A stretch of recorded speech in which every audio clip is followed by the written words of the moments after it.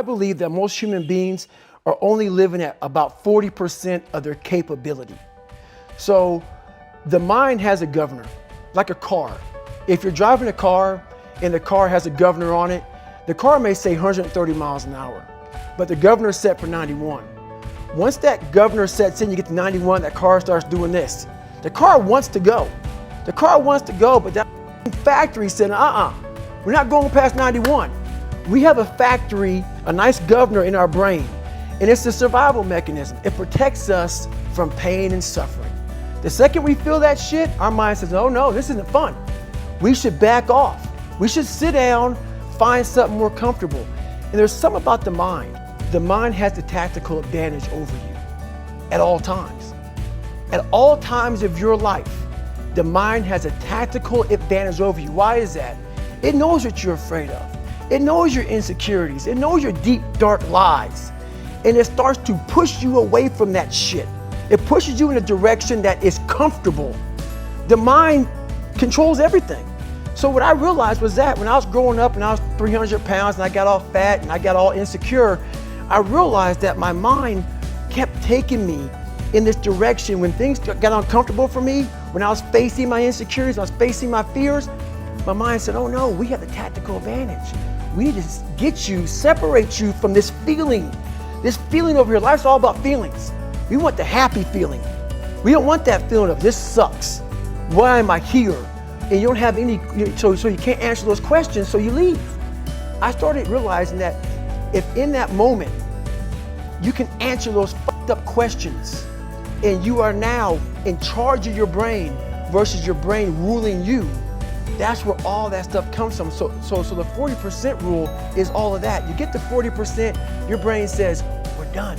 Let's roll, man. This is starting to get painful. This is uncomfortable. So you sit down. You have to figure out ways, and everybody's different. That's how the book kind of talks about, like we all have these things about, 5 steps to this and 4 steps to this. It's a lot more than that. That's all bullshit. It's a practice that you have to, it's a habit. So if you know that at 40%, I'm feeling pain. At 40% I'm feeling pain. That's where the 40% rule kicks in. Now it starts. Okay, I'm feeling pain. My mind's saying all this shit to me. It's saying, get out of here, run, flee. The fight or flight kicks in. Okay, we're done, we're not good enough. It starts telling you all these things. You start to believe it because the mind controls all. This is the time where you have to gain control back of your mind. It's okay, let me see if I can go 45%. And once you start giving yourself more and more hope and start realizing, okay, the mind starts to be, okay, what are you doing? We're supposed to be going right and you're going left. You start then controlling your mind. Start finding more in yourself, and then it goes from 40% to a lot further than that. But that's the start of it though. Get to the spot where your mind is saying stop. Wherever that is, you gotta get there first, and then that's when that shit starts to work for you. You gotta control yourself in that moment. So a lot of people can live with themselves. That's the first thing. A lot of people can live with themselves, look in the mirror and say, I'm okay with being afraid. I'm okay with going on this easy highway over here. The easy highway has all these fucking signs and shit, directions, how to get somewhere. And you have to first be uncomfortable with how you feel about yourself. With that voice that a lot of us like to run away from, we all have it. We all have that voice that's saying, hey man, you're kind of wimping out right now. You're kind of being a little punk right now. But a lot of us say, okay, that's okay. It's okay to tell these little white lies to ourselves. So we first have to face the real you. The real me is David Goggins. The real me is a guy looking at you right now saying, I don't want to be on this show right now because I used to stutter as a kid. And I'm afraid of that. I'm afraid that here in a second, I'm going to hammer and stutter and the whole world is going to know that I have all these issues. But that's when I see right now, okay, Goggins, you got to go on this fucking show. That's Goggins.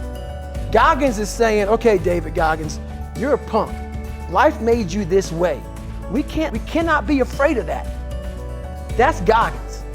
Goggins saying, you who don't like me, who don't want to, and that person then comes in. But you have to be David Goggins and say, man, I'm afraid of this. Here, life made me this way here. I stutter, I have these issues with reading and writing, and I'm fat and I'm insecure. You have to face that in that dark room. In that dark room is who you are. But in that dark room is where you have to create another human being that walks out of that dark room.